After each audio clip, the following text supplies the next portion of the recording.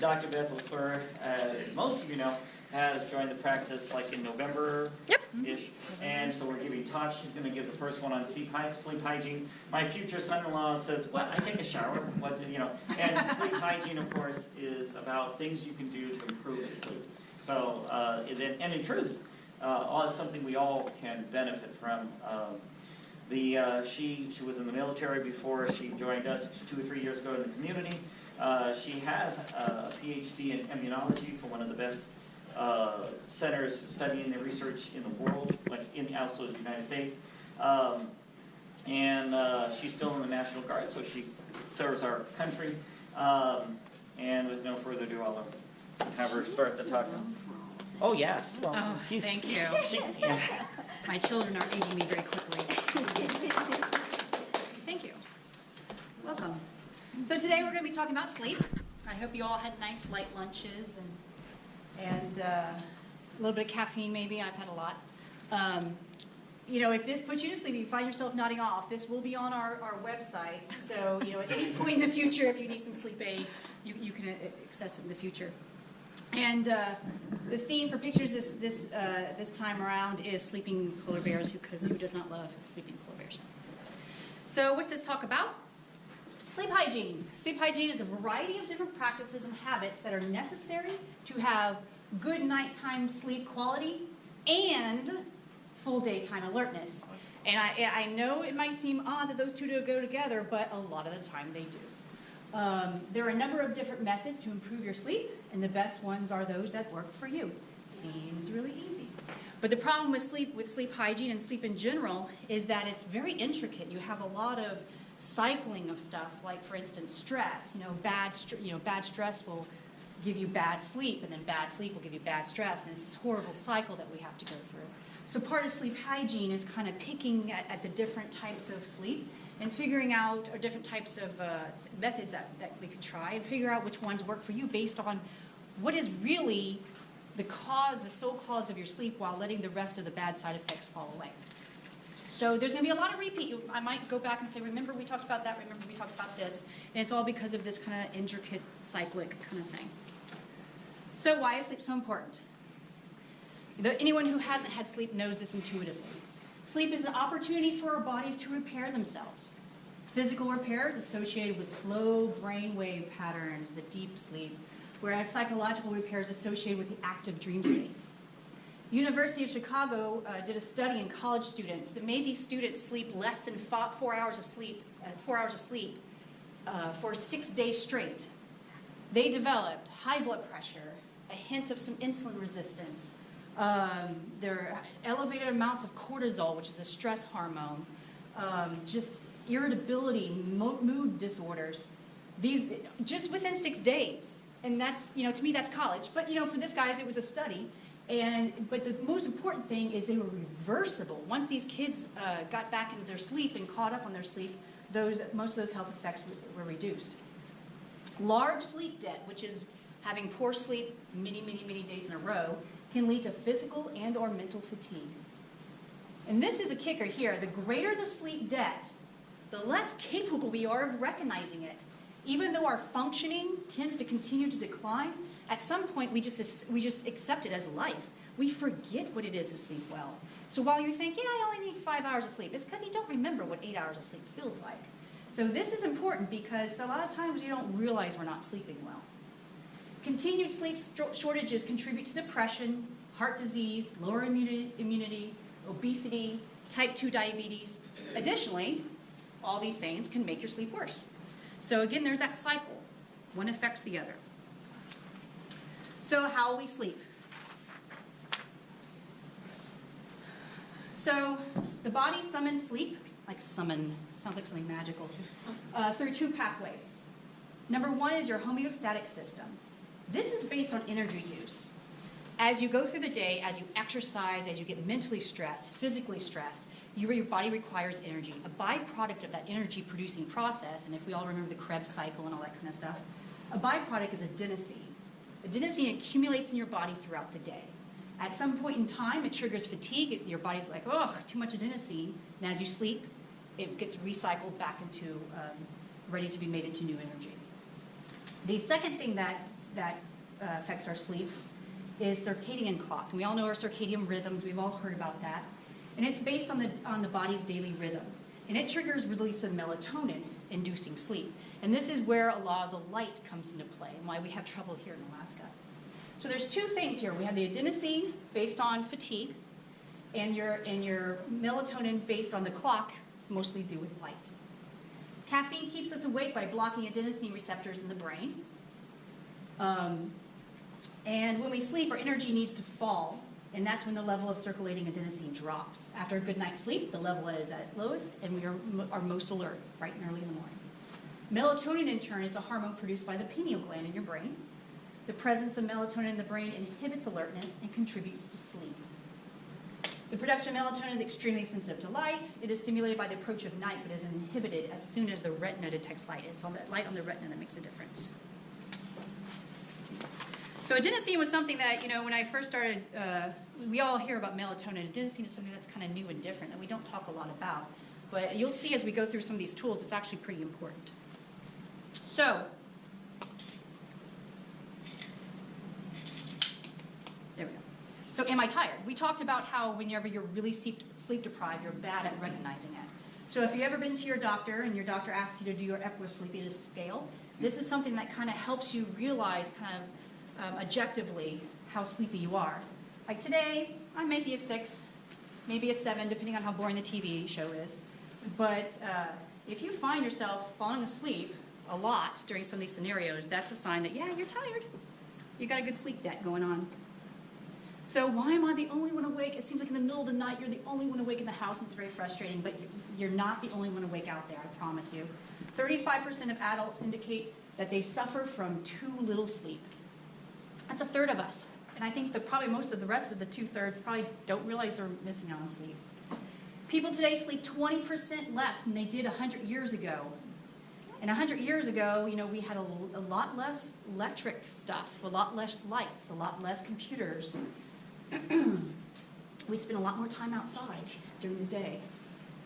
17% of adults now log 60 or more hours per week in the office, leaving less time for sleep. And that 60 or more hours per week in the office, that's with artificial light. That's not subjected to natural light outside. You're sitting, you're not exercising, you're not eating well. A lot of things built into that, just that one little statistic. Over half of Americans age 65 or older reported sleeping less than 7 hours a night. The most common cause for any of these sleeping issues is a big change in the daily routine. Something happens where all of a sudden you're messed up, your circadian rhythm is not aligned with what your activities are. Other causes: pain, nausea, shortness of breath, depression, anxiety. I'm sure any of you can give a handful of reasons why you've been up late at night. 68% of Americans struggle with sleep at least once a week. Usually after a weekend, you have to get up on Monday morning. Except, when you work for Dr. Mike. During the course of a given year, 60% of people reporting insomnia suffer from some type of chronic health disorder. So people who have sleep disorders have chronic health issues. People who have chronic health issues have sleep disorders. And this is 60% of people have driven while feeling sleepy. And 37 admit that they've actually fallen asleep at the wheel. Whew, okay, that's scary. Wear your seatbelts, people. How we get insomnia. So we get insomnia from any number of, this is a long list. You can get insomnia from any number of items on here. Mine's caffeine. I would challenge you to not be able to find something on here that addresses, that it applies to you. So we have psychological stuff. We have actual sleep disorders. We have medical illnesses, asthma, chronic pain, BPH. It's hard to sleep when you're getting up a lot to pee at night. Thyroid, neurological disorders, Parkinson's, strokes, dementia, our nicotine and our caffeine. Medications, there's all kinds of medications that can kind of lean you towards insomnia. And again, the problem with any of these is it's not just that, okay, caffeine, I have insomnia because of caffeine. If I stop the caffeine, I'm magically cured. Probably not, because by the time you recognize you have a sleep disorder, by the time you start attacking it, there's other things. I'm stressed out now because I haven't been sleeping. I have sleep apnea now that I didn't know I had before. All these things that they all roll into each other. So routine, regular sleep. So how do we fix all that? Well, you get routine, regular sleep. End of story. It's one of the things where it's like, how do you put out fires? You put out the fire, and the fire's put out. But there's a lot more to it, of course. You want to work with your circadian rhythm. This is so important here in Alaska because our circadian rhythm is often, it's seasonal, just like the outdoors. So one of the things you have to do is take that into account more so than other places in the world. One of the best ways to train your body to sleep well is to go to bed and get up at the same time every day, even on the weekends. And if you remember back, there's a reason that I had a whole talk about habits a few weeks ago, is because habits are hard to do. And it takes about 60 days on average to form a habit. So once you figure out what works for you to help your sleep, you got to do that for quite some time before you can really say, I have a new habit. So we'll discuss many behaviors that can help develop the regular sleep habits you need. And some of these may work for you, some of these may not. Some of these you may have tried, some you may not have any idea with, but it'll give you some tools to use for sure.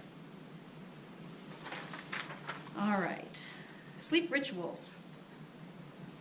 So this is a way of reminding your body that it's time to sleep. Melatonin is produced by time, the time of day. It's produced by where you are in your house. It's produced by the light. It's all those things kind of come together. And the sleep rituals can kind of train your brain to be ready to produce that melatonin when it's time to. And it can be anything from relaxing stretches or breathing exercises or just sitting calmly with a cup of caffeine-free tea. Whatever it takes. The sleep rituals is just something that you do. You got to find the one that works, avoid variety, and keep at it. It's not a ritual until it's a habit. And if you remember, it takes 60 days to build a habit. So once you go through the list of different ways to improve your sleep hygiene, and you find the ones that work for you, stick to it. Don't try to be all fancy. Well, today I'm going to try this, today I'm going to try that. Get your routine down and do it for 60 days. Then it'll be a ritual, and then it'll be your habit, and it can benefit you. So the bed is for sleeping and sex. And when I first read this, I'm like, why does sex get a buy? Why? There are a lot of things that are relaxing like sex. There's reading, there's, listening to music and stuff. Why aren't we doing that in bed? Why is it just sex?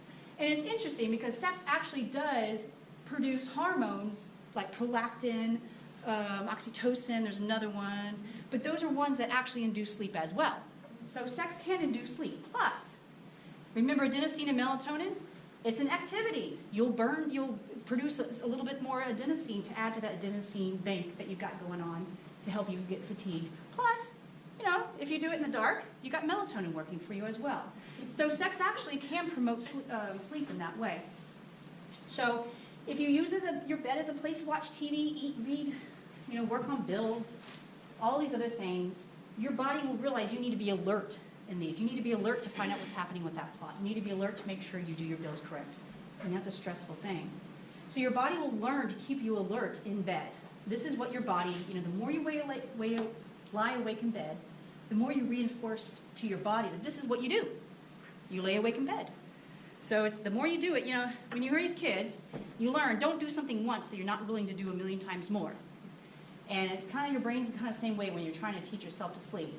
Don't lay awake in bed if that's not what you want to do every night. So warm baths. So here we're getting into some of the little specific mechanisms.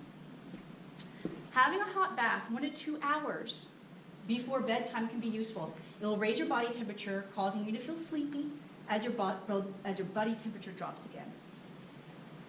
Insomniacs were actually found to have higher core temperatures right before bed. They discovered that sleeping is closely associated with a drop of your core body temperature from a state of relative warmth. So a warm bath, a few hours before, gives your body a chance to relax in the warm bath. And then as you progress, as it loses the heat, it kind of promotes sleep. For healthy adults who sleep at night, the body temperature is usually lowest around 4 to 5 a.m. Most sleep episodes occur in a window from about 6 hours before that low to 2 hours after it. And if you think about what, most people, that's about right for a good 8 hours of sleep. Exercise. Speaking of warming your body up, exercise is a good idea to keep up with good sleep, but try not to do too much 4 hours before bedtime. So it can raise your body temperature, again, allowing for that sleep-inducing cool-off, and it boosts the natural effect of sleep hormones such as melatonin and helps produce adenosine. Again, we're building up that energy, we're spending that energy so we can fall asleep. Exercise will help combat the associated health effects.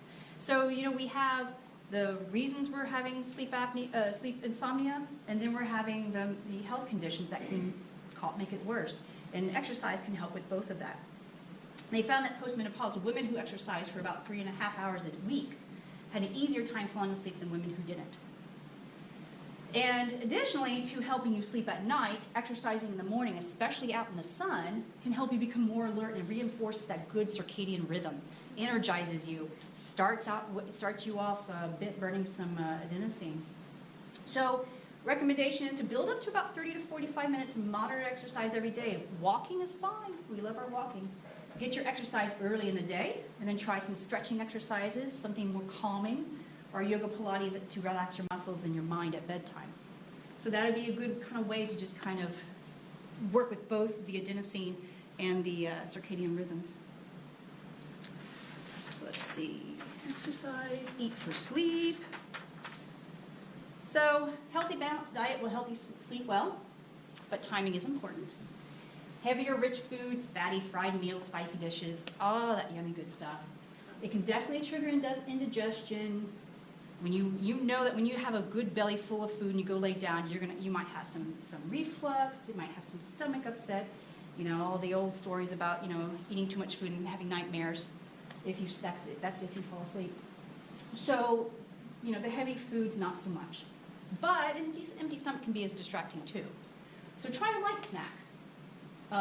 Just to kind of have something in your belly, promote a little bit of calmness. Some people would recommend a warm glass of milk. There's this whole thing about tryptophan.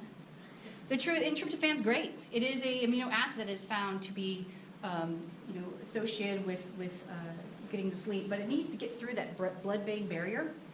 And it's usually found in lots of protein, like milk, meats. But there's a lot of foods have more tryptophan than turkey, by the way.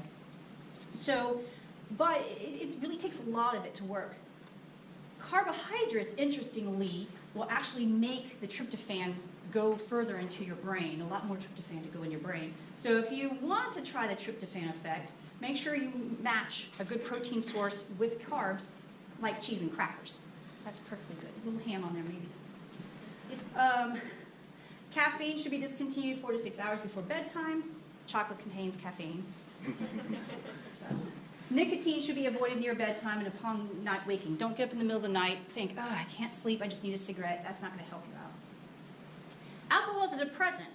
You drink alcohol, you might fall asleep easier, but in the end, it actually keeps you from having a good, deep sleep. So alcohol is not really great because it can cause awakenings later on in the night.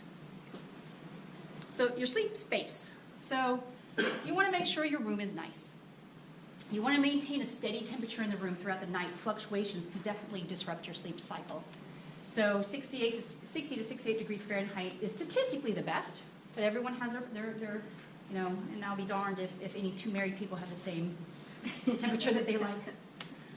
Any brightness. They did studies where people would roll over, back in the days where we had the LCD alarm clocks. People would roll over and they'd see that bright red, digital numbers, and it would actually reduce their amount of melatonin. So make sure you don't have bright alarm clocks or wall clocks or anything, in the room. It should be dark, dark, dark.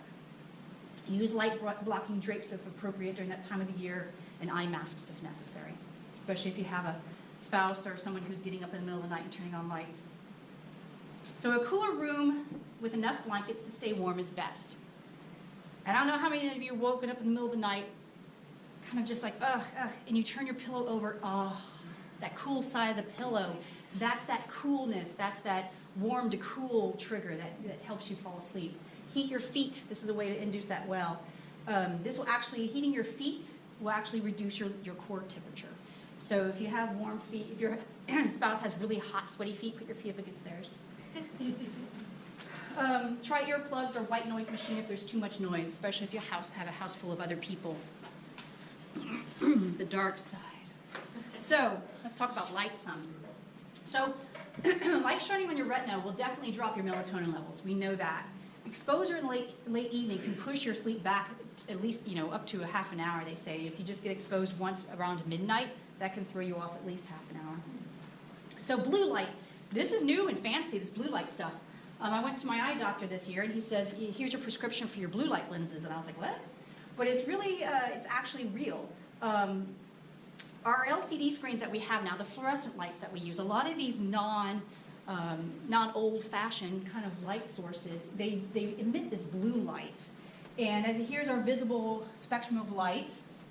And you see the blue light is right up there, really close to the UV light, which is harmful light. And we see it everywhere we go. And that really shifts. That blue light is what shifts your circadian rhythm. Back 100 years ago, the light bulbs we had did not have that blue light. This is a new thing that we have now. The only source of blue light a million years ago was the sun.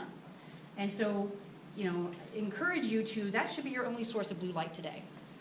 They do have blue light filters that can be fitted over computer screens and applied to glasses, and they even have blue light filter on your phone. Sometimes I know the newest iPhone app or something, they have one that has, you can switch it to the blue light and it looks hazy and darker.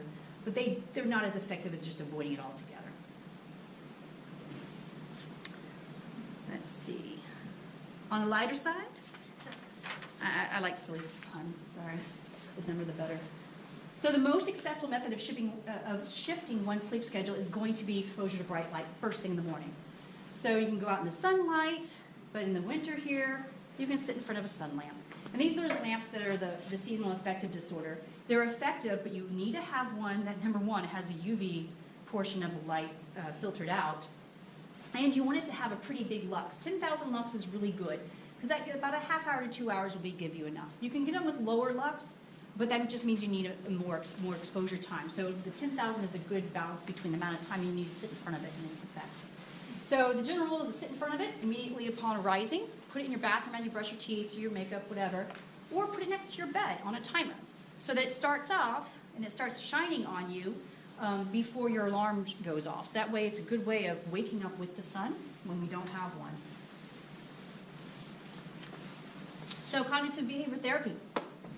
Cognitive behavioral therapy. Remember, in my talk about habits, I mentioned emotional habits as well. And thinking habits. It's things you do without thinking. And cognitive behavioral therapy is kind of like that. It's kind of like changing your habits of thought. Rather than being, you see nighttime coming up, you're like, oh God, I'm not going to be able to sleep, and you get so caught up in the anxiety. CBT can be really helpful for people who have anxiety with sleep because it kind of teaches you to step away from that, view the situation more objectively, and kind of set realistic goals and learn better thought patterns associated with sleep. This is usually done with a good counselor, and counseling can help patients change negative thoughts and beliefs about sleep into positive ones. So it's all about that, replacing a bad behavior, which is that thought, with a good one, which thinking nicely about sleep. People with insomnia tend to become really preoccupied with sleep and apprehensive about the consequences of poor sleep. This worry just perpetuates the sleep. I can't sleep because I can't sleep. It's horrible. You start having anxiety about not sleeping, and then anxiety about not sleeping. It's not very pleasant at all. So, and it also involves lifestyle changes. It really, the best outcome will be this kind of cognitive therapy with the lifestyle changes, so that way you're not just addressing one issue of the whole course of the web of insomnia. So, and relax, and this is part of the CBT as well. This is all coming full together. So develop the relaxation techniques that work for you. Some of us like to meditate. Some of us like yoga. Some of us like coloring books, or what I call brain candy books, cartoon books, comic books, if you like, whether it's whatever cartoon world you like. What are the Superman and the two different worlds, Marvel and, yeah, thank you. Yeah, I know something like that. I'm not a comic fan. Journaling, but be careful with journaling because I don't want it to work you up. If journaling is going to just unleash a bunch of stress, that's not the time to journal. Journal other times during the day. But if journaling is going to be something that you find helpful, that might be good for you. A note about books. E-books, those electronic books like the Nook, the Kindle, the old-fashioned ones that use the paper white or the e-ink that are not LCD screens are actually do not have blue light.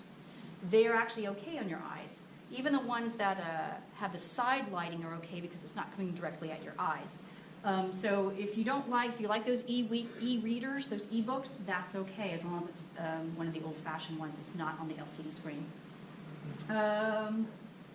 So for some people with insomnia, a racing or worried mind is the enemy of sleep. In others, the physical tension is to blame. But you know, any of these things, any of these types of meditation is going to help you with both sides of that equation. So just find the one that works for you. Wind down at the end late of the day. Don't relax all day long and then, you know, an hour before you sleep, go pay your bills and do, you know, deal with things. You know, front load it with all the difficult stuff. So by the time at the end of the day, you feel accomplished. You feel like you've done things. Establish a regular bedtime or relaxing bedtime routine, such as taking a warm bath and listening to soothing music. Warm bath, again, relaxing, helps with the warm to cool transition. Soothing music, do it with your eyes closed, nice darkness.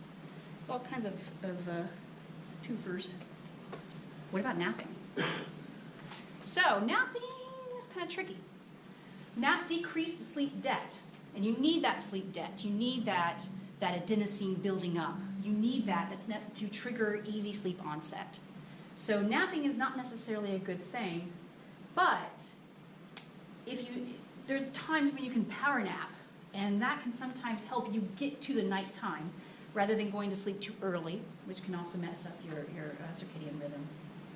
So when you take a nap, it decreases the amount of sleep that you need the next night, which can cause some sleep issues and may lead to insomnia. But it also can help you catch up if you're on a sleep debt that the next night will not help you accomplish. So if you nap, keep it less than an hour and before 3 p.m.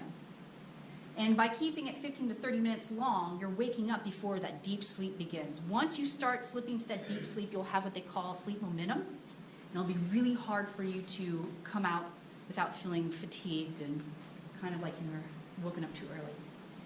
It should not replace nighttime sleep, but can supplement so that you can make it to nighttime and work on your good behaviors at that point in time. So instead of taking a 15-minute coffee break, sometimes it can be more efficient to take a 15-minute nap break. Shift workers, these are difficult. So a shift worker, we throw that term around, but they're basically people who work a night shift, rotating shifts where they're not on a good shift, a routine shift, or any work that is outside the usual 9 to 5, you know, when the rest of the world is awake. So sleep debt and shift working can lead to work-related injuries, costly mistakes at work, increased use of sick time, accidents, drowsy driving, we talked about that. Substance abuse due to drugs or alcohol. People who are shift workers often have a higher rate of drug or alcohol abuse. And if you think about all this, a lot of this, remember, when over time, long times of sleep debt, we are really bad at recognizing it. If we don't recognize that we're sleep deprived, we're going to think we're okay doing this. You know, it's one of those tricks of the mind. We can't function. Our functioning continues to decline. We just become really bad at recognizing it. So a lot of times the dim lights or blue light filters would be really good to help them get to sleep earlier. Restricting their exposure to light several hours before bedtime. This is a group of people who often need to really pay attention to their light because their schedule is not with the sun's. Although I have to say, sometimes in Alaska, no one's is with the sun. Light therapy should be combined with dark therapy. Anytime you do light therapy, if you're thinking you're going to get a sad light, make sure you're doing some dark therapy as well. The two go together. You know, you can't have light without dark. Shift workers are the highest risk of developing circadian rhythm sleep disorders, and that just means that your circadian rhythm is so wonky that it becomes its own beast to fight, and that's a whole different talk. So if you're a shift worker, you're someone in particular who really needs to make sure that you're paying attention to your sleep hygiene and manipulating it for you, because it's not going to be the same for everyone. So making shift work. Rotating shifts. So it is easier to stay up late than it is to go to bed early. So if you have a start time, if you're having rotating shifts, if you have a start time that is later than your last shift, it can be helpful because it's always easier to stay up late than to get up earlier. Taking naps, we talked about how good those are. It can help your alertness. This is a good time this is a good example of when nap is actually helpful. And plan ahead for your any major shift in your shift work schedule. Begin to alter your sleep a few days ahead in advance. If you know you're going to be moving up, if it is one of those instances where you're having to get to sleep earlier, start waking up earlier throughout the week. So sleep aids. A couple of things on sleep aids. And these are anything you can buy over the counter, Benadryl, Ambien, prescription drugs, just anything. Any pills or medication that you use for sleep. Use it only as a backup to the behavioral changes. The behavioral changes are the things that are going to last you longer and benefit you more. Don't take a pill every night if you can. Instead, use it only when uninterrupted night sleep is really important. And of course, I know the problem with that statement is it's always important. You know, who doesn't want an uninterrupted night sleep? But as much as you can do with the behavioral changes, that should be the focus on, not increasing your use of the medication, but increasing on your behavioral things. If you try to stop using the medication about 3 to 4 weeks at a time, just to kind of see how you're doing, work on your behavioral things, and discontinue the medication gradually to avoid rebound insomnia that can happen in some sleep aids. So what are these? I'm going to start with a couple of supplements, and this is a very short list. Melatonin is one, and I have a lot of things about melatonin. Typically, if you take it 1/2 to 2 hours before sleep, that seems to be the best. That's kind of a broad range, though. And the recommended dose is anywhere from 0.1 milligrams to 3 milligrams. It is huge, and it's because people have huge range of reaction to it. Some people will take 0.1 milligrams, and they'll be out in half an hour. Some people take 3 milligrams, and it takes them forever to fall asleep. So these are all things that have to be very individualized. The side effects do get worse with large doses, so with all sleep aids, start low and then slowly titrate up. Melatonin, interestingly, I found this out, is illegal in some countries such as Canada.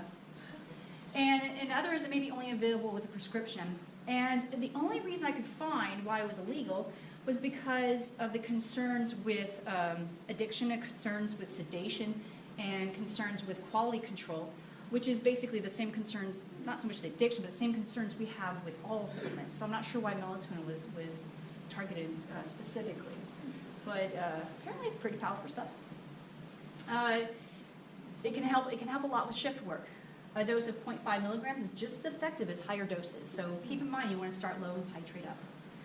And for shift work, you want to take it a little bit sooner than you would just for regular maintenance of sleep. Valerian root, we don't really know why it works, but what's nice about the valerian root is that because it works on a number of different things, including your gastrointestinal tract. So if your GI tract is one of those chronic medical condition that keeps you awake, valerian root might be the thing for you. So prescription, and this is, like I say, a very brief overview. Benzodiazepines. These are really good. They basically enhance activity of wide range of GABA, which is a neurotransmitters. There's a bunch of different GABAs, and this one, not Yo GABA, but this is one that is very broad using. It can reduce anxiety. It's actually an anti-anxiety pill. So if you have anxiety with your insomnia, that may be something that might be helpful. But it does have a high abuse potential, and it does reduce the duration of deep sleep. Same thing with the hypnotics. They're more specific to the sleep-inducing GABA, so they can affect your deep sleep, but not as much as the benzodiazepines did. And it can also, you can have a dependence on the Ambien where you can have that rebound insomnia. Orexin receptor agonists like Belsomra, I think is the only one that's out right now. Rather than turning on the sleep centers, it actually turns off the wake center, so it's a little bit more of a gentle sleep. With the benzodiazepines and the Ambien, one of the reasons that people really like it is because you can feel it work. And for people who have anxiety about sleep, feeling that hit you is very... That is how you spell Orzahusky. Yes, it is. Yeah. Word doesn't know how to spell it. Orzahusky on the floor. So when you feel that, when you have anxiety about sleep and you feel that hit, it's very reassuring. I know I'm going to sleep tonight because I'm already feeling a little drunk. The Belsomra doesn't have that. So sometimes if you have anxiety, it can actually add to it because you don't know if you're going to sleep because you don't feel that hit. But it can be a little bit more gentle with gentle sleep with fewer dependency issues. Melatonin receptor agonist, or Xerum. So this acts on the same receptors as melatonin would, and it doesn't seem to have much dependence or rebound insomnia. And it's fast acting, but it's very short lasting. So you have to take it for what it is. So there's another, so many numbers of other ones. And the thing is that this is just a short list. We can spend a whole hour on this. Or you can go to your provider and talk for 5 minutes, because your provider will know your medical conditions, know your medications, know you, and be able to direct you better for which one may fit for you. How do I make changes? Okay, so we talked about a lot of different changes we can make. We talked about different ways of approaching insomnia. So, number one, set your bedtime. Seems like a basic one, but how many can say what time's your bedtime and you know exactly what time is your bedtime? Usually we go to bed when we feel kind of like a little sleepy, when we fall asleep with our face on our paper. It's your bedtime should be something set in stone. And it should be a time at which you can go to bed every night. Don't say 9 o'clock on Tuesdays, 10:30 on Wednesdays. That's not going to work. Half an hour prior to this bedtime, develop a routine that you can do every night. Quiet, mundane, coloring books, listening to music, everything we've talked about. Boring stuff. It should not be exciting, intriguing, brightly lit. No suspense novels. I can't put one down once I start. No talking on the phone. That's not the time, lay in bed with your eyes closed talking to mom. It's not the time to do that. It should be done in a softly lit area that is not your bed, preferably outside your bedroom. That way you're doing that at a place where you know your brain is realizing your bed is for sleep only. Once your bedtime arrives, lie in your dark, cool room, your cave. Close your eyes. If you can't fall asleep in 5 to 10 minutes, return to your sleep prep area and take back up that preparation activities. Go back to the coloring book. Go back to your romance novel, whatever it takes. Try going back to bed when you feel sleepy again. Repeat it until it becomes your habit to fall asleep when you first go to bed. Doesn't that just sound like a new baby or a puppy? And that's my point is, you want to make sure that you're treating this is what it's like. Your brain is like a new baby or a puppy trying to learn how to sleep again. So you want to make sure you're doing that. So here I have and these are all over on the table. So it's basically just a sleep tracker. And the lines aren't really good, but so on the first 3 days, you're doing reconnaissance. You're looking, okay, here's the time I napped. Here's the time I went to bed. How long it took me to fall asleep. When I woke up in the morning. When I actually got out of bed in the morning. So these are all important things. The rest of the week, see which ones you like. Let's see, on day 4, I took a bath. On day 5, I kept the room dark. Try these. I'm never going to avoid caffeine, but nicotine's an easy one for me. I'll avoid nicotine. And then down here at the bottom, did you sleep great? Did you sleep okay? Did you sleep poorly? Just 3 points. Don't make it more complicated. Either it's good, it's better, worse, or the same, So this is a good way to kind of see how you do. And you can kind of figure out which one of these you like, which one of these work. But that reconnaissance at the beginning is important because you don't know where to begin unless you know where to begin. So keep the important thing with the tracking, don't get up in the middle of the night, find your tracking, turn on the light, and write down wait until the morning to avoid, having tasks that keep you awake. You're starting to think and doing math. No. There's a lot of mobile sleep devices out there, and I have a slide about that, and they're most helpful to determine when you fall asleep and when you wake up for your log. They're not really great at determining your depth of sleep, actually. So review and make changes. Develop your toolbox. This worked, this didn't. Try new behaviors. And this seems obvious, but it bears repeating. Don't repeat behavior that isn't working, and repeat behavior that does. Say, what, it really helped when I sat and read that book, but tonight I'm going to try something different. Oh, it worked. Keep doing it. And once you find your core of tools, keep doing that. So sleep monitoring gadgets. So we all have our little Fitbits. We all have our little phones. No studies show that these are accurate at distinguishing the levels of sleep. Orthosomnia is a new term that I came across. It's an extreme fixation on the data leading to sleep disorders, whether either incorrectly dosed or by a suggestion of a sleep monitoring device. Oh my gosh, I must have something wrong with my phone set telling me that I'm waking up 15 times a night. It can't monitor what's going on inside your brain, and it can't monitor your oxygen levels. Okay? So don't focus on the data that your phone's telling you if you feel differently. Don't let it give you a suggestion of a diagnosis. If you have concerns, talk to your provider. We are a much better tool, and we have better tools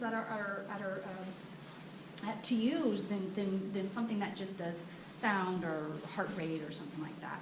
So the good thing about them, though, is they can make you more aware of your sleep, which is the important thing. So best way to figure out what works, try it for yourself. Nothing will change if you change nothing. And habits do take some time to develop. Don't give up on yourself sooner than you would a baby or a puppy. Keep that, we all have, when we had our children, we have our puppies, we have our routines. You will do this and you will do that, and we're going to stick to it because we're the adults. Do the same with your brain. So, make sure I have everything. Yep, okay. Any questions? Is everyone sleeping? If so, I've done my job. All right. So if there's no questions? Yes. Hi there. What if you wake up after about 2 hours of sleep, you feel rested, and then it's hard to get back? And that's where you go back to your sleep preparation area, and you kind of do the things. So my question to you is, you feel rested when you wake up. What about 12 hours later in the middle of the day? Are you feeling rested at that point in time? Not usually. And it probably means that you're just in the habit, your body thinks you're done sleeping, but you're not. So that's something where I would say, try to do what it takes to get you back to sleep at that point in time, so that 12 hours later you're feeling refreshed, like you slept a whole night long. But sleeping 2 hours here, 2 hours after breakfast, 2 hours after lunch, 2 hours after, you're not going to get that nice long. But again, that's what statistics says. Different people have different, if you're fine functioning with that and you feel great, okay. As long as you're doing well, that's what matters. As long as you're happy and you're healthy, that's what matters. But it's whenever you start noticing or you're getting tired and feeling sleepy throughout the day that we want to make sure. Your body sometimes, your brain, we need to make sure your brain is trained to know what's right for you. So, that puppy wakes up in the middle of the night, it's definitely full of energy. It definitely seems refreshed, but we know it will crash later on, and that's what we don't want. Does that answer your question? Okay. Yes, ma'am. I travel on my job quite a bit, and it's that unusual for me to sleep in 5 different places in the course of a week. Any advice on how to handle that? Just a good hug, and because I tell you what, that's tough. That's really tough. When you travel. So being in the military, our C-17 guys out here, they're frequently traveling around the world within a week's time frame, and they're sleeping in a different time zone every night, and it's very hard for them. And a lot of times what they will do is do a short course of Ambien or some of the sleep aids to give them, to help them keep up with their time zone that they are used to. So it doesn't matter what time zone they're in, they will continue with the Alaska time zone, which is usually helpful. But on the other hand, that is something that you need to discuss with your doctor, because it may be that may not work for you, and yeah. But I saw Dr. Mike raising his hand. Oh, yes, ma'am. I just have a suggestion. Yeah. Introduce yourself. Who are you? Dr. McGinnis. I'm Dennis. I think you should bring your pillow with you. There's a lot to do with just having your pillow and just that comfort of getting your pillow, laying on your pillow, and the right pillow can make such a difference. So if you are happy with the pillow, take it. And to add that, any other, I'm Mike Warzeski. Hi, Dr. Mike. Yeah. Any other rituals you can take with you? The pillow is one, but again, that's sometimes where you use the blackout mask. And therefore, that's something you can take with you. That's a Pavlov's dog, with the bell and the salivation. So as many of the sleep hygiene tricks that you can take with you that travel are useful. The other experts at this are pilots. And pilots have certain tricks. And again, the melatonin, there are tricks with that, but they're not something you would want to try to do without professional professional guidance. Because that is tricky but again, that wheel has been invented and researched some. So there are ways, but the stronger your hygiene with the habitual triggers, and the more that you can take with you, the better. So again, it's your habits. It's always habits. Anything else? Yes, ma'am. You talked a little bit about that sweat, Yes. fluorescent lights, Yes. blue light and all that.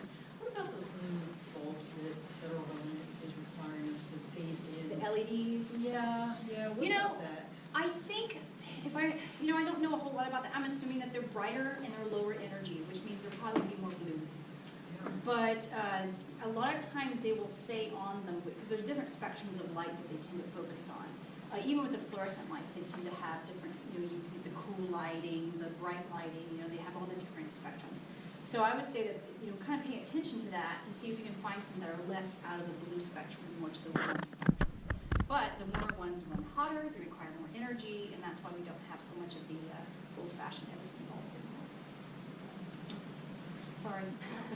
I've squirreled away a whole supply of the old I have to say, I was over in Kuwait when I was deployed one time, and they still have the filament bulbs there, and they're cheap, and there's a ton of them, and I was like, gosh, they can sell those in the black market here in the United States so easily. But that's probably not a good idea, though. I didn't say that out loud. Anything else? Okay. So next we have Dr. Mike, who's going to talk about sleep apnea. Dr. Mike is a gentleman who has a number of undergraduate degrees. He's been here in Alaska 25 years, but before that he got his degree in biology, social science. He studied economics, and most impressively, he got a RN in nursing. So he worked as a nurse for a while before deciding to become a doctor. He went to medical school in UCSF. He did his residency in University of Washington. Additionally, he is one of the first in Alaska, one of 4 in Alaska, of additionally qualified for sports medicine. So there's not very many family medicine, sports medicine specialists here in Alaska, and he's one of them, the first one. Because of this broad background of knowledge that he has, he's been working with he's worked in the past with the Aces, with UW sports teams, as well as the Seahawks. So he definitely has a nice spectrum of understanding of people. So without further ado, Dr. Mike.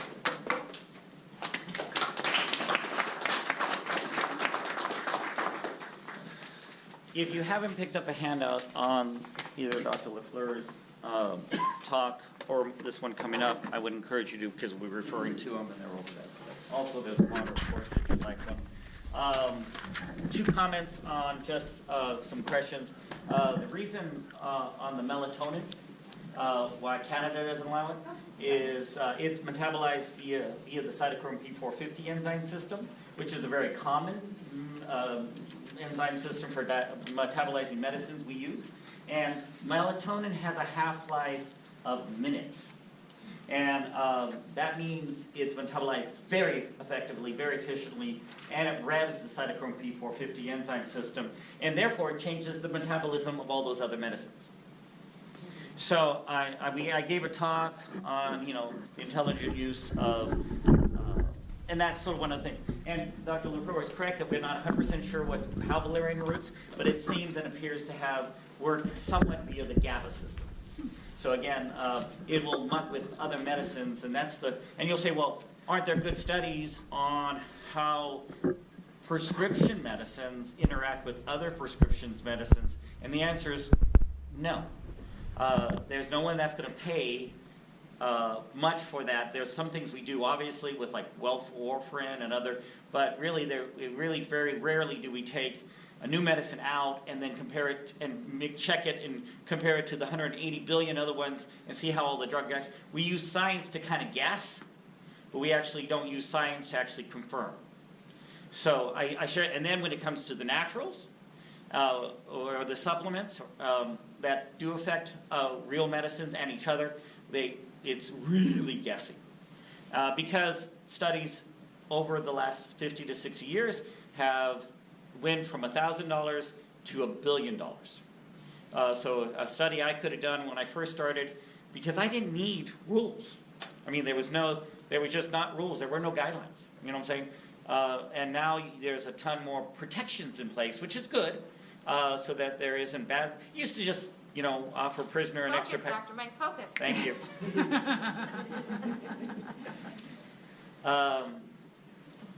I've had a little caffeine, so it breaks out the ADD in me.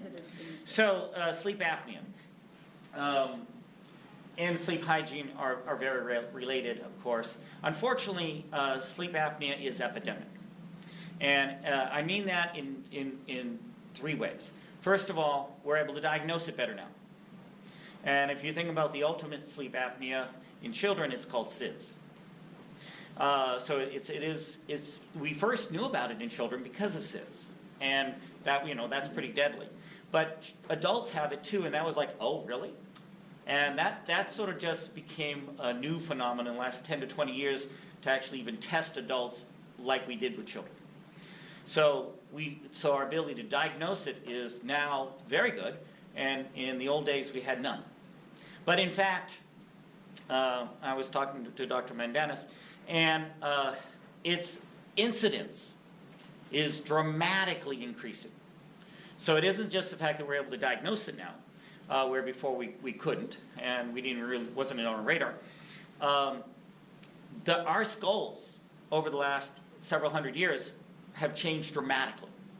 Our mouths are smaller, our tongues are bigger, and that's been cadaver proved. There's a lot of old bodies out there that you can look at, and they just have bigger mouths and smaller tongues.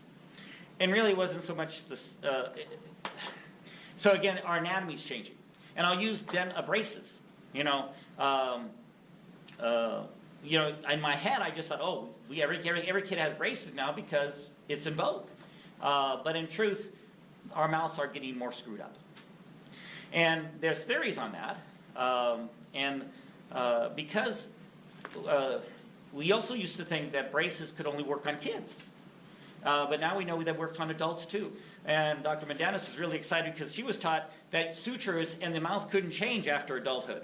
And now it appears that it is doable, and that leads just to do about dental devices. So there is hope for changing some of our oral anatomy. And our oral anatomy has gotten worse over the last century or so. Our teeth are worse, and our mouths are smaller, and our tongues are bigger. And there's a book written by who? Dr. Liao. Liao, about the 6-foot tiger and the 3-foot cage. So in other words, the tiger's the tongue. And a lot of people think a big tongue is good, means strong. Actually, a lot of times in the human body, bigger is not better. A smaller heart is a more efficient heart and a more tuned heart. So again, and we don't breastfeed as much, and we don't eat hard foods as much. We don't chew our foods as much. And all of those things are changing our oral cavity. And, of course, obesity. Obesity is skyrocketing, and that dramatically increases the risk for sleep apnea. And they're talking about how there's a cycle goes. So anatomy makes a difference. The tongue flops back, gets in the way for obstructive sleep apnea. We're going to talk about central sleep apnea a little bit as well. But basically, it partially obstructs, and that causes frequent hypoxia or low oxygens in our sleep, which does a lot of bad things I'll talk about. Next slide. So this is a very busy slide. But I want to just talk about the two top things, these outside circles. The airway obstruction, which actually causes a vacuum in the throat. And that's a critical aspect, because then that causes laryngopharyngeal reflux. And it actually brings stomach up, stuff from the stomach into the pharynx, which is very common again. We're having much more of that in our society. Prilosec and Zantac now are over the counter. In the old days, it was prescription and was like, whoa, big bad medicines, and people are using them all the time because almost who doesn't have reflux? Then that causes throat swelling, which then causes airway obstruction, and you can see the cycle. And then, when you start refluxing little stuff in your throat, causing inflammation, it then causes the pharynx and other areas to cause, and a lot of people when they regurge, and that vacuum that's sucking the stuff up in our sleep, we used to call it aspiration pneumonia, because we aspirate stuff from our stomach, it can literally go to the lungs, it'll cause a pneumonia, it'll screw the lungs, and that can trigger all kinds of other things. I'm not trying to explain all of physiology to you, but I want to show you that there is a huge chain reaction that feeds on itself. Because then you start having swelling, which then causes obstruction, physiological consequence, and then it mucks with your sleep, or start causing hypoxia with real sleep apnea, which then mucks with your heart, which then makes you feel lousy, slows your metabolism, gets you obese, and then you just make it worse. So again, and you can then start causing a lot of other, you can actually desensitize your throat from this swelling so that it just causes more reflux, and you get into a lot of positive spin cycles that are not good. Next slide. And it's epidemic. It's epidemic, it's happening more frequently, and it's really almost linear with obesity. Now, the 6 stages of sleep. Of course, the first stage is awake. None of us put our head and are instantaneously asleep. So, you actually have to close your eyes. That's helpful. But you're not asleep. Nothing's changed in your brain. But then there are stages that start to physically relax you. And the light stages are more of a mental relaxation. And so the cognitive brain therapy that was talking about that's really self-hypnosis. And when you start doing self-hypnosis, you're not changing the behaviors, you're changing your thinking. Dr. Mike, I'm so sorry. Can we pause it for like 2 seconds and let me change the background? No one can see. Yeah. You betcha. So the point is cognitive behavioral therapy works so well because it teaches you how to enter those first 1 or 2 stages. And usually then again that gets you on a roll. And again, sleep momentum. And really you can do that consciously, but it takes practice. That's why it takes professionals to teach people how to do that, because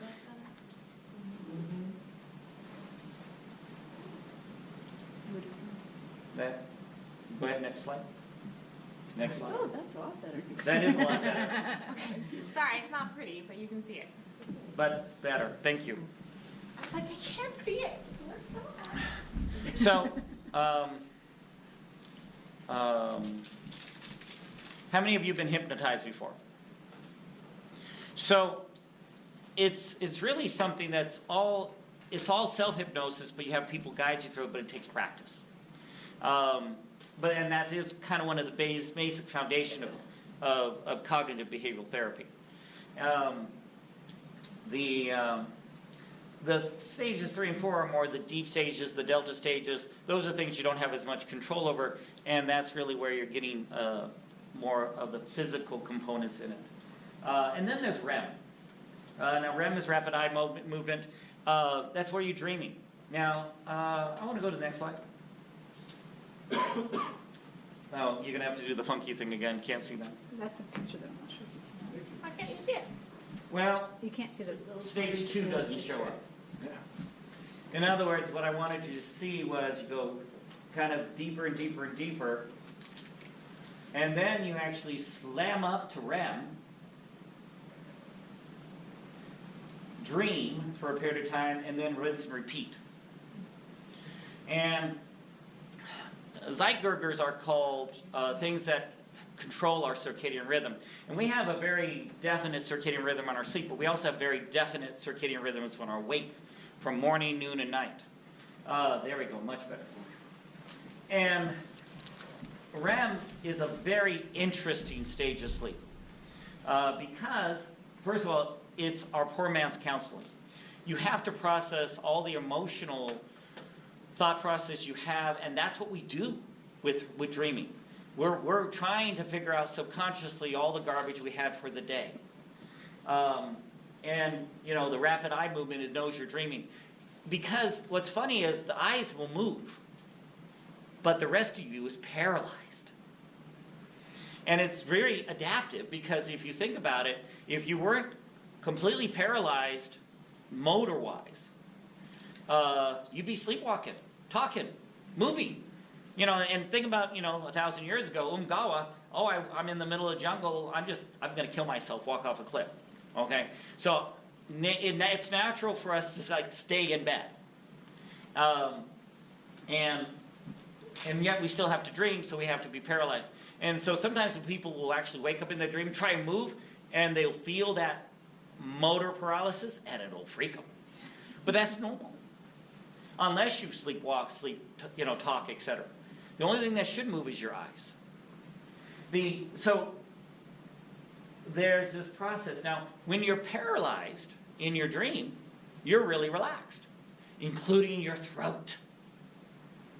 And that's when most of us are at risk for obstructing. And next slide.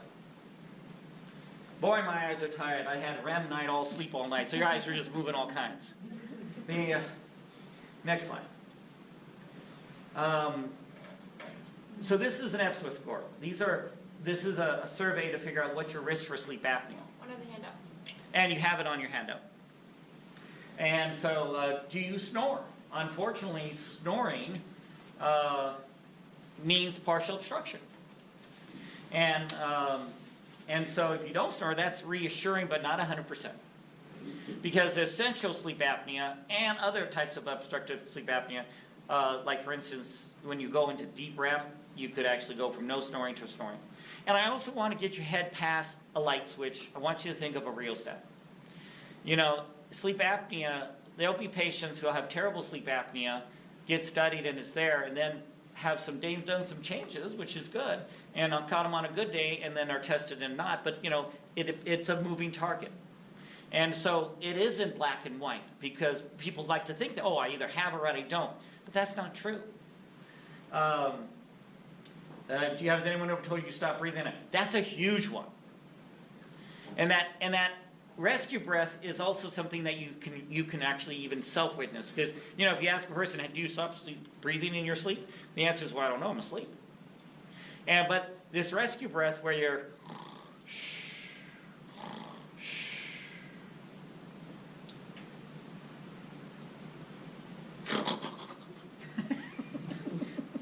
that might wake you up, and that's not a good thing. And if your spouse caught you doing that, that's an even worse thing. It's almost 100% predictor if the spouse says, I caught that process. So that's the poor man's sleep study, by the way. We'll talk more about that. Collar size.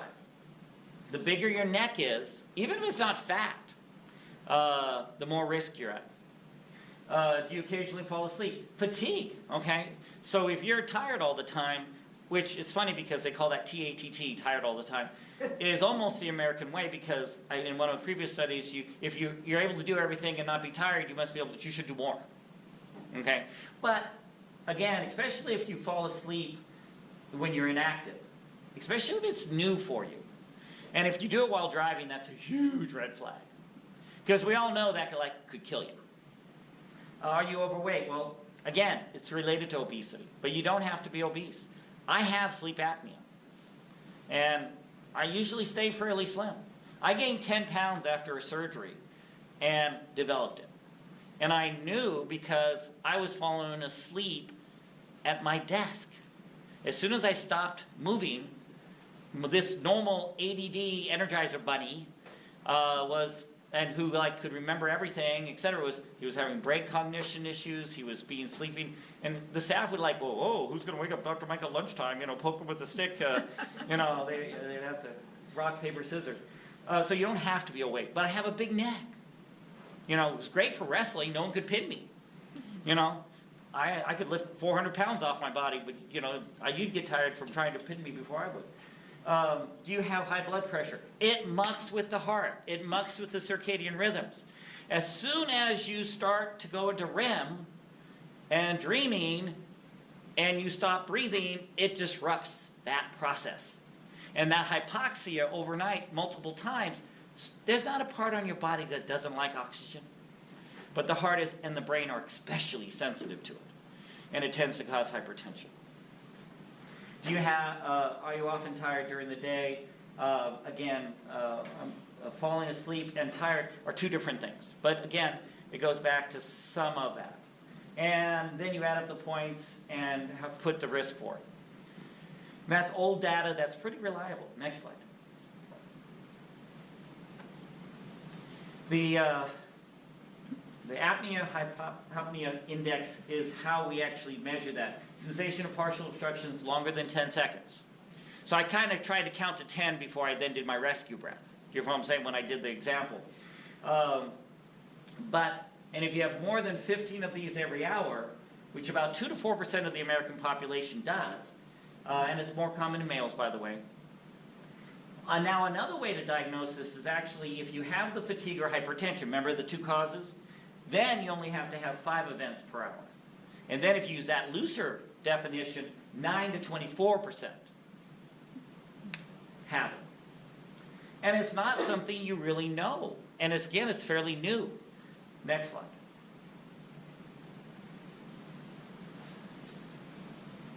So periods of not breathing while asleep, this causes hypoxia to the lungs, eventually trigger lungs to suck in the air. The person may be gasping, snorting sounds, and does not usually fully awake. So again, you don't usually wake yourself up, but if you do, you go, okay. The snoring, restless sleep, daytime fatigue, sexual dysfunction, morning headaches. Another one is, gosh, I woke up more tired than I went to sleep, Dr. Mike. That's a huge red flag for me. And if they have a large pharynx and a big tongue, there's different ways of looking at it. Then I go, oh, you're screwed with a big neck. You know what I'm saying? Again, emotional problems, memory loss, feeling irritable, poor judgment, depression. That just describes men. Next slide. But again, get past the thought, oh, I must always have it or not it. Okay? Because when you're sick and you're congested, are you probably having apnea spells? Sure. Your position in your sleep. Most people who have obstructive sleep apnea sleep on their side or on their belly. That's the way I slept most of my youth. First of all, it makes people slap you less because you snore less loud. You know what I'm saying? Because you're not, and of course that makes a difference, especially if you have a significant other. But the problem is that's for the young. It's very hard on your back and your neck and your shoulders to sleep on your belly on your side, especially on your abdomen. So it's easier anatomically as we get older because of our necks and our shoulders and our backs to sleep on our back, which isn't necessarily natural for us for most of our life, but it just hurts my shoulder. Oh, got to roll on the other shoulder. Now my neck, my back. And so you end up causing more sleep apnea. So it's a moving target, what position you're in. And we move so many times in our sleep. That's normal. We're not awake with it. So again, it's a moving target all night long. It's especially worse when we go into REM because we're paralyzed. But again, it also varies on how much weight we had. Alcohol, it makes it worse if you had a party that night. You're really snoring. Oh, I only snore when I drink. Well, then it has that effect. But again, don't think of it as black and white. So even if you don't have sleep apnea, some of the things that we talk about for the treatment apnea would be good for you. Because better sleep is better sleep. And not getting oxygen to your brain and heart is bad for you. Next slide. I'm exhausted. I've got 8. Yeah.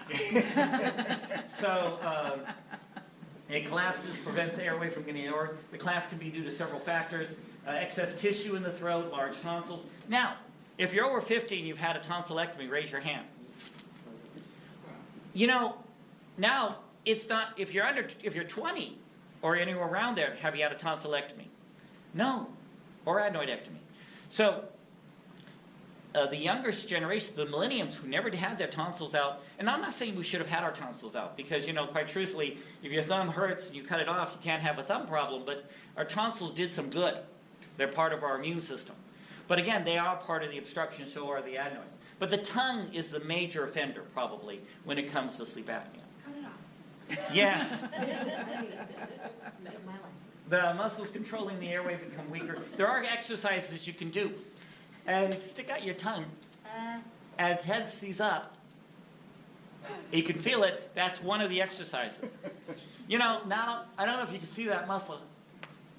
Tensing? No, you can see it on But it doesn't always work. Because, when I said, I denied my sleep apnea because I didn't want to have it. Then I finally diagnosed it and I went, ah.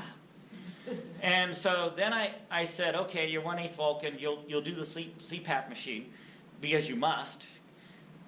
But then I said, okay, I gained 10 pounds, so if I lose 20, it'll go away. And I lost 30 and it still didn't go away because that works about 1 out of 3 times weight loss, by the way. So I said, well, okay, I'll have my rip throw it out. It's called a U-triple-P. That way they remove your U-labia and anything else back there in the way. That didn't work.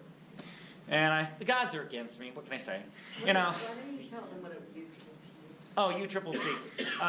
Actually, we'll come back to that. I have it in there. The moral of the story is there's things you can do like the dental devices. All these things can help. But the only thing that almost 100% works is CPAP. And I'll talk about that. Now, central apnea. Central apnea is when your brain tells you to stop breathing. So that's no longer a mechanical issue. And then it talks about mix, which is the longer you have untreated sleep apnea, statistically much higher risk of developing components of central sleep apnea because of the brain damage. So that's not a good thing. Because then all these other devices don't work near as well, except for CPAP. Next slide. Overweight, family history. Oh, if you have a family history of sleep apnea, you're screwed. Thanks. I love you too. People have a large neck. Just measuring. We measure the neck, and the larger the neck. So the pencil neck is good. Smoking increases your risk. Alcohol and sedative drugs. Some genetic predispositions, and the whole reflux, because it causes swelling. Next slide. So this is an even busier slide, but actually better to see. Good job. Again, once you start having all of these phenomena in your airway, then it just triggers a whole bunch of other problems. Which then, so first of all, mucking with the heart, with the apnea causes hypertension, heart attacks, heart disease, stroke. And the problem is, you don't die fast and clean with untreated sleep apnea. You have multiple heart attacks, congestive heart failure, and dementia. And then you die. So, in other words, the main reason I treat my sleep apnea is not because I want to, but it's as Dr. Lafleur says, those things are worse than death. And that's a fate worse than death in my mind. Now, I will tell you, treating it, now I'm back to being 57. But when I was untreated, I was 87, maybe 97. I once said, I just wish I was 10 years younger, I wish I was just in my 40s. And one of my patients says, I wish I was just in my 80s. Of course, he was in the 90s. And it's like, because every 10 years our body is a little less happy about it. Again, depression, fibromyalgia, chronic pain. A lot of these physiological symptoms then worsen that, which then just snowballs. The limb movement, the TMJ, the sleep deprivation, the chronic pain, the asthma, which then, again, chronic sinusitis. A lot of these things just feed on each other, and including metabolic syndrome and diabetes. So, again, they just both snowball. Next slide. Changes to make. Regular exercise, but not immediately before bedtime. We had that discussion. Lose weight. That's always helpful, but it's not 100% guaranteed. And the study I'm looking at was they took people who had sleep apnea and did gastric bypasses. The average lost 50 to 100 pounds, and only about a third of them got rid of their sleep apnea. But again, it always improved it. It always improved it. And that makes a difference. So even if you have sleep apnea and you refuse treatment, treat it a little. Sleep on your side. Sleep on your belly. Do things that keep your airway. Use the breathe right strips. All of those things are better than nothing because it's qualitative and quantitative. And the more apnea, and the more hypoxia, the more frequent, the more damage done. Next slide. Okay, so the Poor Man's Sleep Study it's all about two movies. So you have a significant other, you go to sleep, and if you're a guy, that means they're watching chick flicks, and if you're a girl, that means they're watching macho movies. Because the whole point is it takes about 3 hours-ish to really get into REM. So when I watched him for the first half hour to hour, he didn't stop breathing. That's not enough. So one movie is about an hour and a half, 2 hours. That's just not enough. That's why you need two. And of course, if it's something too interesting, I'm watching it too. So that's why I just joke and say, okay, make it so that they're bored about it. And again, you put a chick flick on. Oop, I apologize. I'll give that to... I was told when you do that, you pick it up and say, I'm sorry, Mr. President, I'm going to talk right now.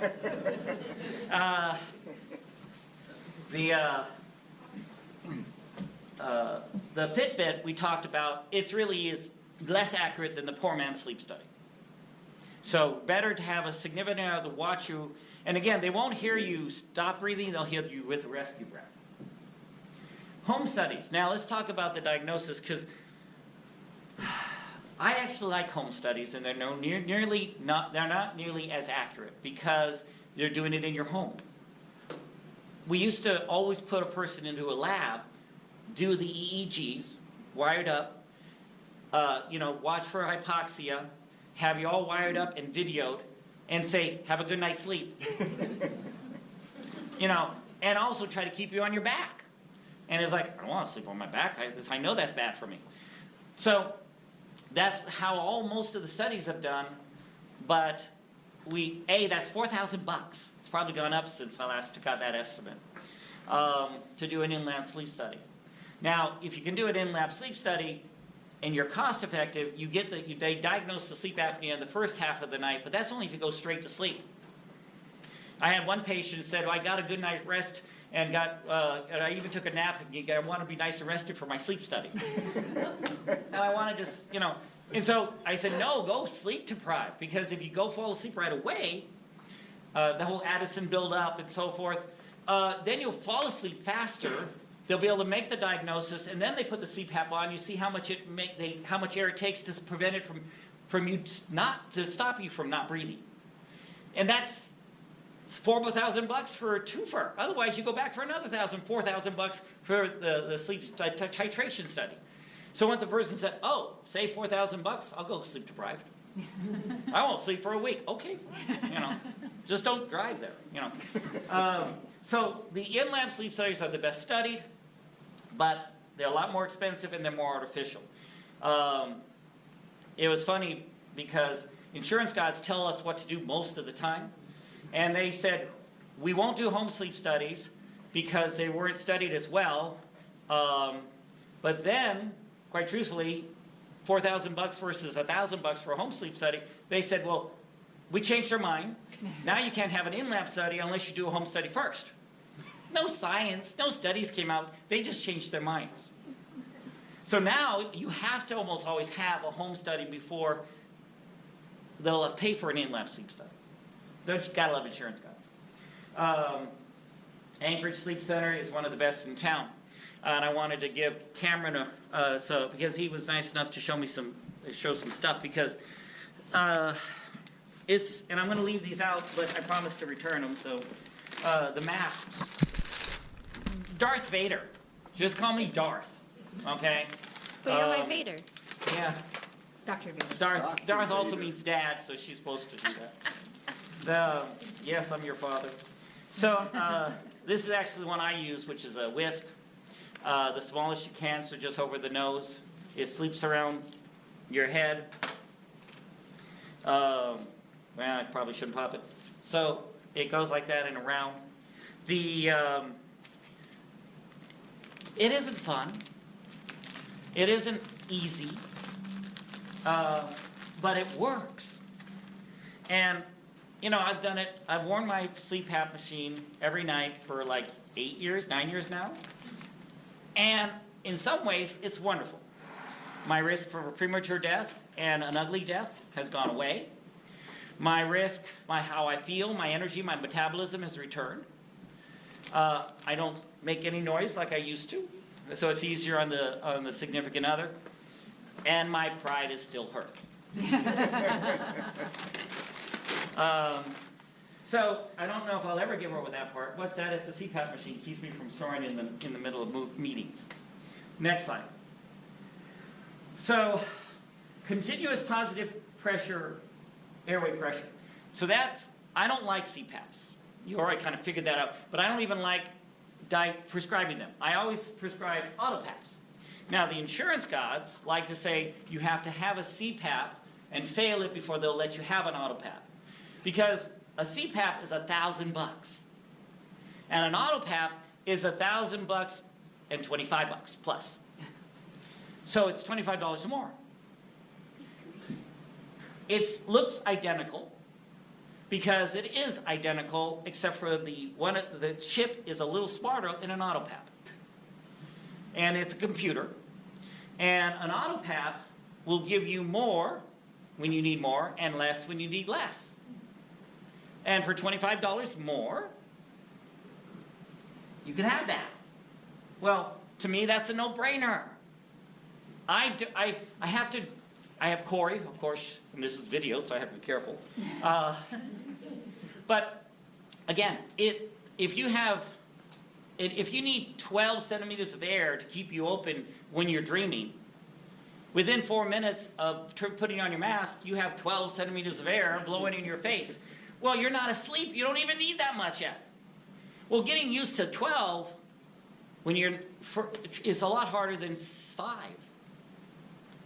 And so an autopap will give you a range. So it starts at 4. And you don't need it even when you first fall asleep in these light stages. And then when you stop breathing, it'll give you more until you take the breath. And so forth. And again, if you do it too quickly, it'll lower and lower and lower. So it changes with your sides, on your belly, on your back. It changes when you're congested and sick. It changes when you've gained weight or lost weight. Otherwise, I'm supposed to do a CPAP study titration on you every year to see how much has changed. And that's $4,000.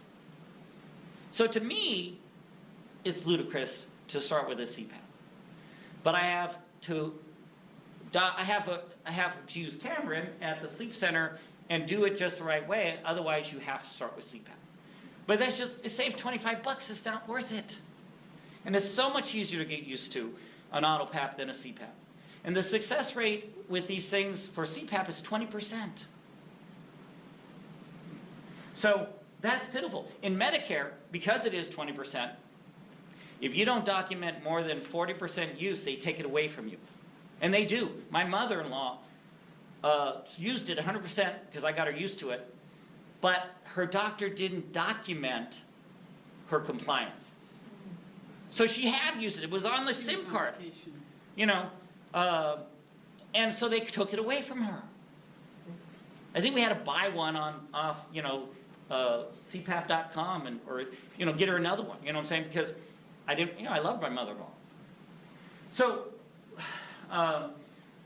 again, what's a uvula? That's the thing that hangs down. Palatal, that's the side stuff. Pharyngeal, whatever you can remove around it, plastic. The UPPP. So they just remove everything in the back. And again, about not very successful. A third is actually probably overestimated. And we don't and surgeons, we're all into it because they make a lot of money with it, but surgeons have pride too, and then when they didn't work at all after a year or so, they stopped doing it. But there are some people who may be good candidates still. The dental devices. We're on a huge growing curve on that, okay? How many of you wore a mouthpiece in football? Or wrestling and so forth,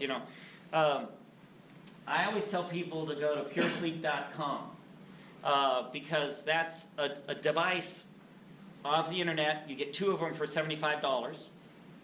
And it has 3 stages of moving your jaw forward. And it's not FDA approved for sleep apnea, but it's good for snoring, and it does, and it's not as comfortable, not as effective, but it's better than nothing. So I have a couple I bought because they're, you know, what happens if the power goes out? What happens if I'm sleeping on the airplane on a red eye? So again, it's cheap. And Dr. Mendanis, you tell me about how much is a good, really nice dental device in the year 2017-ish? $3,500. And she's cheap. I've had patients pay anywhere from $5,000 to $10,000 for dental devices. I have to say, we built medical insurance $6,500, and I mean, I've gotten that before, but that was like back Rare. in the day, but I never got that. So it's just, Right. And sometimes I get, like, Medicare reimburses me not much. I mean, I take Medicare, but they don't, it barely covers my lab costs of Medicare. Honestly, I just do it because people turn 65, what do you do? I understand. Dr. Mendanis, can I ask you to come up here? Because this was the time. I asked Dr. Mendanis because she really is the expert on the dental devices. And I wanted you to get it firsthand or straight out of the dentist's mouth. Oh, that's cool. So if you remember that big crazy cycle of what causes what, up here it said anatomy. And really that's what I deal with. It's facial anatomy. And when Dr. Orlowski was talking about our jaw changing, that's me, anatomy. Really, over the past 200 years, our mid-facial on down to here is just different. I like in orthodontics, like who has kids or who had braces, like almost everyone. I've been a dentist for 17 years, and I cannot think of 10 teenagers that have come through my office that I'm like, did you ever have braces? No, perfect teeth. It just doesn't happen anymore. And I am a big, like, anthropology kind of geek, especially when it comes to the teeth. And anthropologists have actually done a lot of research on this, and they don't think it's evolutionarily our jaw is shrinking. It hasn't been long enough. 200 years isn't long enough for evolution to change things. It's actually physical changes to how we eat, to living in indoor environments. So muscle is what is going to make your bones be strong. So if we're not getting breastfed, if we're eating softer foods, our jaws just aren't growing large. They're actually shrinking. When I was a dentist in Nome for almost 9 years, and when I left, we did all the orthodontics there because there was no orthodontist out there. I had 3 teenagers who didn't have room for their canines. They were just impacted up here. Maybe you've had family members that were like that or yourselves. And you have to go in and find the canines and pull them out. Like, why is there no room? So really, like the last 2 years, I've been trying to figure out, why is there no room for all these canines? And it really has boiled down mostly to nutrition and just we eat softer foods. So it's not that simplified, but there have been a lot of anthropological studies where they take some guy at University of Illinois, an anthropologist, studied places in this group in Kentucky that used to eat hard cornmeal type foods, and even within a generation, the jaw got smaller when they started eating, Doritos or whatever we eat now. So, but just a lot of the food that's just softer foods that aren't what we're used to, not meat, but we don't eat these hard meats. And really, I saw it a lot with the native population. So many, and you don't see it in older generations. There's just no room for the teeth. It's a really, really interesting phenomenon. So if there's no room for teeth, but teeth are the same size when you have a 6-year-old and they get their first teeth, they don't grow. So our teeth are almost like, they just are never going to grow in size. So the teeth, your size of your teeth now are the same as when they came out when you were 6. So it's the jaw around it that's not accommodating it because your teeth are the same size. So I saw it all the time. We would actually pull teeth. So dental-wise and anatomy-wise, the thing that we do as dentists mostly are mandibular advancement devices or mandibular advancement splits. And I'm just going to show you a model. When this is our upper teeth and this is our lower teeth. And when we're sleeping on our back, our lower jaw right here will just collapse. And your tongue's right here, and the tongue, I mean, I would say the predominant obstruction in obstructive sleep apnea is the tongue. It just collapses the pharynx, and it just blocks that. When you're snoring, it's mostly because your tongue is like just blocking you off. And and I want to say, like, I don't think the tongue has gotten bigger so much as our jaw size has gotten smaller. And that's really what I meant to say, but she did it better than I am. Right. So there's just not room for our tongue. Sometimes I'll ask patients, do you feel like your tongue fits in your mouth? And they'll be like, some have no idea what I'm talking about, and some will be like, oh my gosh, my tongue has never fit in my mouth. Exactly, that's what I feel like, or I don't know where my tongue goes, my tongue is just too big.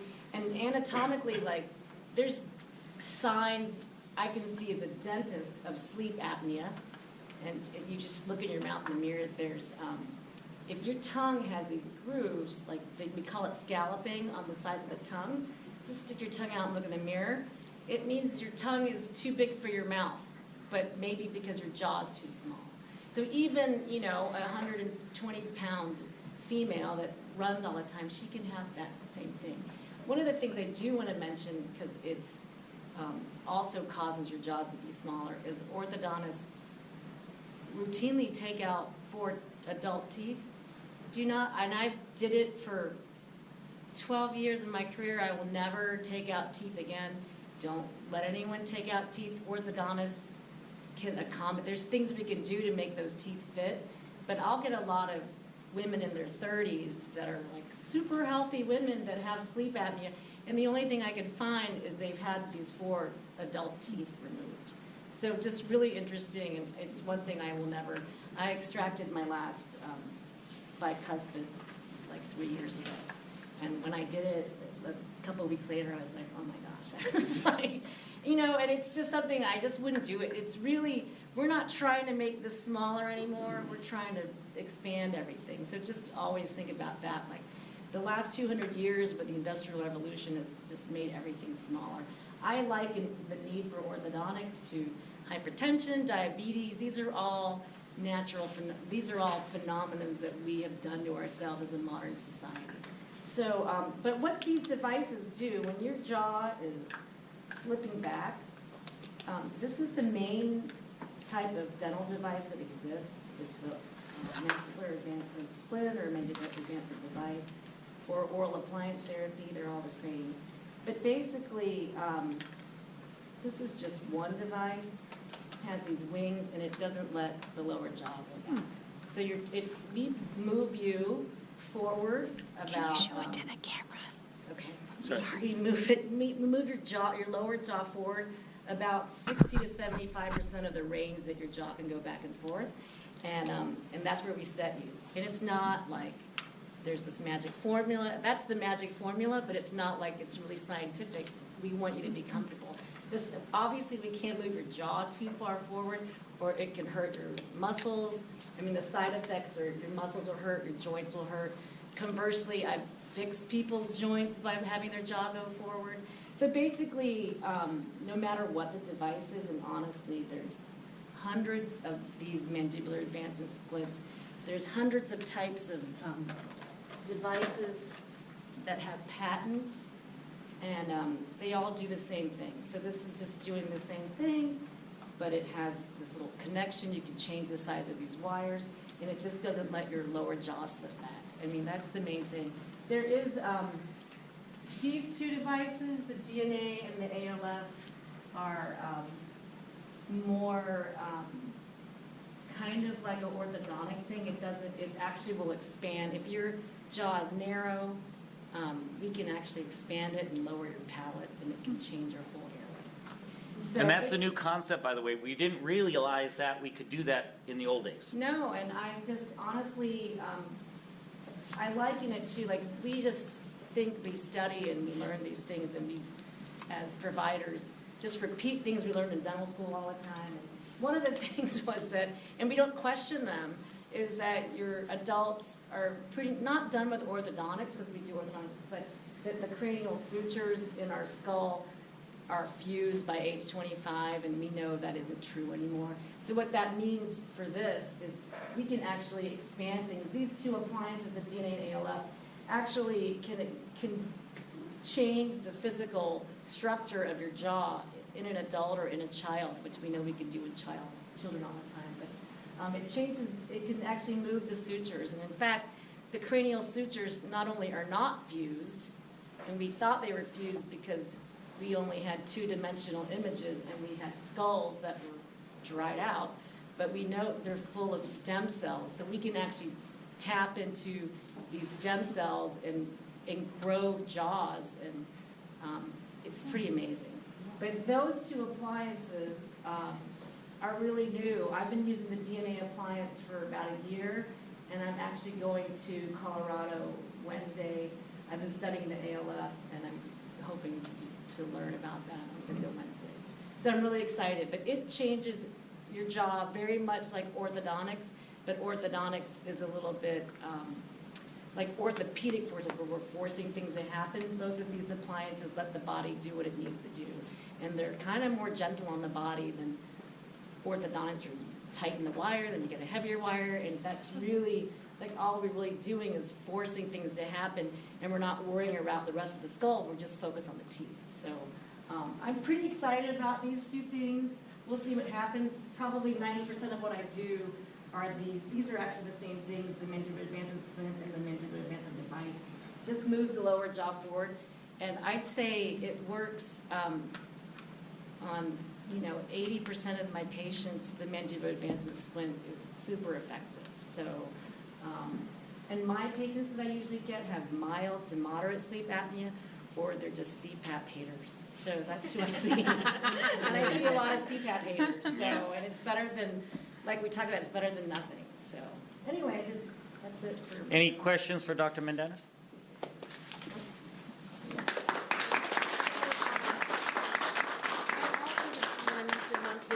Since I've been doing sleep for about 7 years, my consultations with patients have gotten longer because I feel like and so I'll talk to people for like 20, 30 minutes, and then and everyone needs to, lose 20 pounds, they need to learn how to breathe, and I obviously am a dentist, so I can't handle that. I can't talk about these things necessarily. So I actually started a website. It's called Live Breathe Alaska. It's a health and wellness forum for Alaskans, and it's just, I want people to get out and exercise and do all these things that we need to do, and hopefully it'll be a good resource so everyone can find providers like Dr. Mike, and so hopefully you'll take a look at it. It's kind of a work in progress. We'll see what's going on. But I'm going to just leave some stuff here, but I got to go watch my son's baseball game. Yes. Thank you. All right. So you can look at some of the tools, the treatment options, then that would be, feel free, just like I said, I need to return them to Cameron and Dr. Mendenes. One last thought on is physical therapy.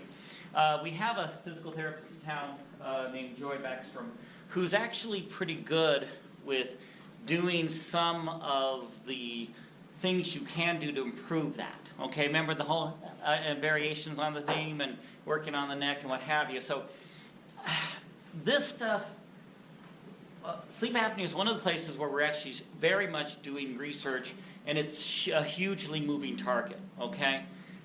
There is a implantable device that stimulates the vagus nerve that helps control sleep apnea. It's not available for me to prescribe it. It's experimental. And again, there's just a ton of new technology that's coming out on the CPAPs, the AutoPAPs, the dental devices, and part of it is because it is such a huge effect on our whole culture. People don't know when it comes to flying planes and driving cars. If you have documented sleep apnea, you just lost your license. And until you get treated. So again, that's a huge effect, and it is epidemic, and we are still doing a lot of research on it. So we're on this huge growth phase. Next slide. Don't forget, our next talk is Sweet Summer Time, Weather Safety by Dr. LaFleur, and Common Sports Injuries, the Treatment and Prevention. Any questions? We ended early this time. Go enjoy the sun. But try not to get injured before our talk next time. All right. That way, you know. And the last thing I'll say is all of the talks have been recorded like tonight's or today's and is on the website, and so you can go onto the website and review them. And again, I thought all of Dr. LaFleur's were fabulous. And all of Dr. Mike's were fantastic. Otherwise, go out there, get some exercise, and chew your food. Questions? I've seen ads for a smaller CPAP, you know anything about it? Yes. Again, the CPAPs, there's an actual one in here. It's called a travel CPAP. Oh geez, he's traveling. A mini PAP, which sounds like a pap smear. I was just going to say, female thing. It's this big. And they're computers. They're really nothing but a fan that produces pressure controlled by a computer. Well, computers can be made really small. And, you know, effective fans and such, so batteries are getting better, memory is getting better. Actually, one thing I like about them is their costs are coming down and they're becoming more and more sophisticated. Really having, you know, X number of pressure all night long from the beginning is barbaric. Adjusting a little up and down, but there's tons you can do to where, and this is not totally new research because it's called a ventilator. and a ventilator, we've been putting people on ventilators for decades and decades and decades, and there's a lot of components that we do for that, which we don't at all even attempt to do with the CPAP, AutoPAP, etc. But the smarter the machine is, the better and the easier it is because it doesn't fight you. Having said that, the learning curve on this stuff is like this. And so, you know, this has been out for like a year. So, and again, there'll be, next time it'll be half this size, you know. But, and again, the prices are coming down. So yes, they are definitely, and like I said, the masks are getting better, more comfortable. You know, used to be, some of them come off the top so they're not in the thing. There's just a lot of tools that it's just commonsensical. You know, people are clever, and we adapt, but we only adapt when we have to. You know, necessity is the mother of invention. Not want, but necessity. So because we have so much, and it's a huge effect on our culture, and it's epidemic, it's getting worse. So yeah, poor man's sleep study. Wait 3 to 4 hours. If they do the rescue breath, bring them in. Any other questions for either Dr. LaFleur or myself? Have a great day.